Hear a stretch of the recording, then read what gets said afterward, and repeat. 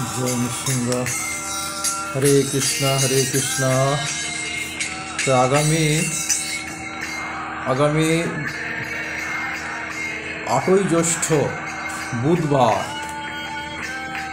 8ই জ্যৈষ্ঠ বুধবার, 22শে মে, 28শে মধুসূদন, নৃসিংহ চতুর্দশী ব্রত, গৌর চতুর্দশী অর্থাৎ গৌর চতুর্দশী, নৃসিংহ চতুর্দশী ব্রত, সন্ধে পর্যন্ত উপবাস। নরসিংহ ভগবান এই দিন আবির্ভূত হয়েছিলেন অন্ধ্রপ্রদেশে। প্রহ্লাদ মহারাজের পিতা হিরণ্যকশিপুকে উনি হত্যা করেছিলেন। তো জয় নৃসিংহ, শ্রী নৃসিংহ, জয় জয় শ্রী নৃসিংহ, উগ্রবীরং মহাবিষ্ণু জ্বলন্তং সর্বতোমুখং নৃসিংহং ভীষণং ভট্ট মৃত্যু মৃত্যু নমাম্যহম। এই নৃসিংহ ভগবান বিষ্ণুর চতুর্থ অবতার এবং ইনি ভক্ত বিঘ্ননাশক দেবতা। বৈষ্ণবদের যারা অত্যাচার করে, যারা মানসিক কষ্ট দেয়, তাদের ইনি শাস্তি দেয়। এবং এটা আমরা নবদ্বীপ ধামে চৈতন্য মহাপ্রভুর লীলাতেও দেখতে পাই। চাঁদ কাজীকে নরসিংহ ভগবান রাত্রিতে এসে তার বুকে আঘাত করেছিল, বুকে নখের দাগ বসিয়ে দিয়েছিল। এবং চৈতন্য মহাপ্রভুর কাছে চাঁদ কাজী যখন চৈতন্য মহাপ্রভু সমস্ত ভক্তদের নিয়ে চাঁদ কাজীর বাড়ি গেছিল যে তুমি কেন মৃদঙ্গগুলো ভেঙেছ, তখন চৈতন্য মহাপ্রভুর কাছে চাঁদ কাজী ক্ষমা প্রকাশ করে যে আমি ভুল করেছি, তার শাস্তি আমি পেয়েছি। এক সিংহ রূপী এক দেবতা তার রাত্রে এসে আমার বুকে নখে গলা টিপে ধরেছে যে তুমি জানো এই গৌর নদিয়ার নবদ্বীপের নিমাইকে তুমি আমার ভক্তদের মৃদঙ্গ আঘাত করেছো। তখন চাঁদ কাজী মহাপ্রভুর কাছে ক্ষমা চায় যে তুমি আমার রাম সম্পর্কে ভাগ্নে, তুমি আমাকে ক্ষমা করো। তো এই হলো নৃসিংহ ভগবান। বৈষ্ণবকে যে আঘাত করবে, বৈষ্ণবকে যে কষ্ট দেবে, তার দণ্ড একদম কনফার্ম আছে। তো এই নরসিংহ ভগবান আগামী বুধবার জন্মগ্রহণ করছেন। আবির্ভূতদের আসবেন আমাদের সবার কাছে। তো এই হিরণ্যকশ্যপ যখন তার হিরণ্যাক্ষ বধ হলো, তখন এই হিরণ্যকশ্যপ খুব ক্রুদ্ধ হয়ে গেছিল, রেগে গেছিল। এবং রেগে যাওয়ার ফলে তার ওই ভাইয়ের বদলা নেবার জন্য উঠে পড়ে লেগেছিল এবং ভগবান বিষ্ণুকে সে মহাশত্রু রূপে পরিণত করেছিল। কিন্তু তার পুত্র ছিল প্রহ্লাদ মহারাজ, বিষ্ণু ভক্ত, এবং অসুর বালকদের উনি ধর্মোপদেশ দিতেন যে তোমরা ভগবানের সেবা পূজা করো। তো হিরণ্যকশ্যপ ছিল কাশ্যপ মুনির যমজ সন্তান এবং দিতির জ্যেষ্ঠ পুত্র। হিরণ্যকশ্যপের মা ছিল দিতি, তার জ্যেষ্ঠ পুত্র বড় ছেলে। কিন্তু হিরণ্যাক্ষ ছিল বড়, অথচ শাস্ত্র মতে এখানে কি বলা হচ্ছে যে জ্যেষ্ঠ পুত্র হিরণ্যকশ্যপ ত্রিভুবনের কারো কাছে মৃত্যুর ভয়ে ভীত ছিল না।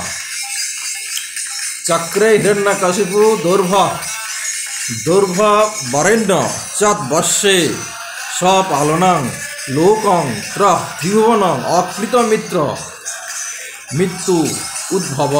অর্থাৎ জ্যেষ্ঠ পুত্র হিরণ্যকশিপু ত্রিভুবনে কারো কাছে মৃত্যুর ভয় ছিল না, কেননা সে ব্রহ্মার কাছে বর লাভ করেছিল এবং সেই বরের প্রভাবে অত্যন্ত গর্ভ ছিল এবং ত্রিভুবনকে সে আয়ত্ত করতে সক্ষম হয়েছিল। তো এইখানে বলা হচ্ছে হিরণ্যকশ্যপ দিতির জ্যেষ্ঠ পুত্র, অথচ হিরণ্যাক্ষ হচ্ছে বড় দাদা। তো এটা কিভাবে হচ্ছে? হিরণ্যাক্ষ হচ্ছে তার বড় দাদা, অথচ এখানে বলছে দিতির জ্যেষ্ঠ পুত্র। না, এই কশ্যপ মুনির যমজ পুত্র হিরণ্যাক্ষ এবং হিরণ্যকশ্যপ, এরা দুই ভাই ছিল যমজ। কিন্তু দিতির গর্ভে যাকে প্রথম গর্ভধারণ করেছিল তার নাম হলো হিরণ্যকশ্যপ। দিতির গর্ভে প্রথম হিরণ্যকশ্যপ আবির্ভূত হয়, তার ঠিক পরে হিরণ্যাক্ষ অসুর আসে। কিন্তু জন্মের সময় সেটা আবার মাল্টি ক্লকওয়াইজ হয়ে যায়, উল্টো হয়ে যায়। কেন? যমজ ছেলে যখন জন্মগ্রহণ করে, তখন গর্ভধারণ করে, যে প্রথম যে গর্ভধারণ করে সে সেকেন্ডে জন্মগ্রহণ করে, এবং সেকেন্ডে যে গর্ভে প্রবেশ করে সে ফার্স্টে জন্মগ্রহণ করে। এই জন্য হিরণ্যকশ্যপ হয়ে গেল দিতির জ্যেষ্ঠ পুত্র কিন্তু কশ্যপ মুনির জ্যেষ্ঠ পুত্র হচ্ছে হিরণ্যাক্ষ। কশ্যপ মুনির জ্যেষ্ঠ পুত্র হচ্ছে হিরণ্যাক্ষ। যেহেতু দিতির গর্ভধারণ প্রথম হয় হিরণ্যাক্ষের, তারপরে হিরণ্যকশিপু, কিন্তু জন্মের সময় যে সন্তান সেকেন্ডে মানে দ্বিতীয়তে জন্ম মায়ের গর্ভে প্রবেশ করে, হ্যাঁ, সে জন্ম নেয় ফার্স্টে এবং প্রথমে জন্মগ্রহণ করে সে হয় সেকেন্ডে। তো যাই হোক, তো এইভাবে হরে কৃষ্ণ কৃষ্ণ কৃষ্ণ হরে হরে, হরে রাম রাম রাম হরে হরে। তো এইভাবে হিরণ্যকশ্যপ জন্মগ্রহণ করে। তো হিরণ্যকশ্যপের প্রহ্লাদ মহারাজ সে তার ঘনিষ্ঠ ভ্রাতা হিরণ্যাক্ষ এবং জ্যেষ্ঠ ভ্রাতা তার কার্যকলাপ সর্বদাই সন্তুষ্ট প্রকাশ করতেন। হিরণ্যকশ্যপ দুই ভাই খুব ভাব ছিল। হ্যাঁ, ব্যাসদেব এখানে যেটাই ব্যাখ্যা করছেন যে ভাই ভাই খুব ভাব ছিল, ভাই ভাই কোনো ঝগড়া ছিল না। বড় দাদা হিরণ্যাক্ষ যখন বিষ্ণু ভগবান, কারণ হিরণ্যাক্ষ পাতালে প্রবেশ করে দিয়েছিল এই আমাদের ব্রহ্মাণ্ডকে, হ্যাঁ, তখন বরাহ অবতার রূপে ভগবান তাকে হত্যা করে এবং ব্রহ্মাণ্ডকে উদ্ধার করে। তো হিরণ্যকশ্যপের প্রীতি সাধনের জন্য হিরণ্যাক্ষ সংগ্রাম করার বাসনায় গদা নিয়ে ব্রহ্মাণ্ড ভরে করেছে। আচ্ছা, যাই হোক, তা হিরণ্যকশ্যপ ছিল ক্রোধের দুঃসাহ, সে এত ক্রোধী মানুষ ছিল এবং তার পায়ে ছিল শব্দায়মান স্বর্ণের নুপুর এবং সে বৈজন্তী মালার দ্বারা অলঙ্কৃত ছিল।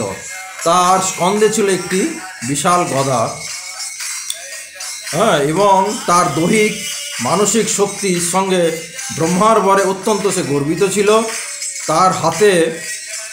কারো হাতে নিহত হওয়া তার ভয় ছিল না এবং তার গতি রোধ করারও কারো ক্ষমতা ছিল না। গরুরকে দেখে যখন সাপেরা যেমন ভয় দর্শন করে পালায়, গরুরকে দেখে যেমন সাপেরা ভয়ে পালায়, সেরকম দেবতারাও হিরণ্যকশ্যপকে দেখে ভয়ে ভিতে লুকিয়ে থাকত। ইন্দ্র অন্য দেবতারাও তার পূর্বে শক্তির গর্বে হচ্ছে। যাই হোক, তো এইবার এই বালক প্রহ্লাদ মহারাজ যখন ধর্মোপদেশ করতো অসুর বালকদের, তা সেটা যখন শুনতে পেল হিরণ্যকশ্যপ তখন আগে কাঁপতে লাগলো। প্রহ্লাদকে অনেকবার সে মারার চেষ্টা করলেও সে মারতে পারেনি। হ্যাঁ, কিন্তু তাকে যখন জিজ্ঞেস করলো যে তোমার ভগবান কোথায় আছে, প্রহ্লাদ মহারাজ বলেন ভগবান সর্বত্র আছে। তখন বলেন যে এই স্তম্ভের মধ্যে আছে। হিরণ্যকশ্যপ বলে হ্যাঁ, স্তম্ভের মধ্যে আছে। তো হিরণ্যকশ্যপ তখন খুব জোরে আঘাত করে এবং ভগবান বিষ্ণু সেই মুহূর্তে নরসিংহ রূপে ভগবান আবির্ভূত হয় এবং তার উপরের অংশ ছিল সিংহের মতন, মানে নরসিংহ ভগবান ছিল উপর অংশ নরসিংহের মতন এবং নিচের অংশ ছিল মানুষের মতন, তাই তাকে বলা হয় নরসিংহ। তিনি হিরণ্যকশ্যপকে বধ করেন এবং তার প্রিয় ভক্ত প্রহ্লাদ মহারাজকে রক্ষা করেন। তো যখন প্রহ্লাদ মহারাজ তার পিতা হিরণ্যকশ্যপকে যখন হত্যা করে, তখন ভগবান বিষ্ণুর কাছে প্রার্থনা করেছিল, হে প্রভু, হাজার হোক আমার পিতা তো, কিন্তু অসুর কুলে জন্ম, তাই অসুর, আপনি একে উদ্ধার করুন। তখন এটা নরসিংহ স্থিত উপনিষদে পাওয়া যায়। তখন ভগবান নৃসিংহ ভগবান বলে যে বংশে একটি কৃষ্ণভক্ত সন্তান জন্মগ্রহণ করে তার 21 বংশ পিতৃকুল মাতৃকুল উদ্ধার হয়। আমরা স্মার্ত মতে জানি যে পিণ্ডদান করলে 7 বংশ উদ্ধার হয়, কিন্তু বৈষ্ণব যদি কারো পরিবারে জন্মগ্রহণ করে তার 21 বংশ উদ্ধার হয়। এবং এই কথাটা ভগবান নরসিংহদেব নিজের মুখে প্রহ্লাদ মহারাজকে বলেছিলেন। হ্যাঁ, এবং এটা কোথায় লেখা আছে? নরসিংহ উপনিষদ এটা লেখা আছে। হরে কৃষ্ণ কৃষ্ণ কৃষ্ণ হরে হরে, হরে রাম রাম রাম হরে হরে। জয় নরসিংহ ভগবান কি জয়। হরে কৃষ্ণ।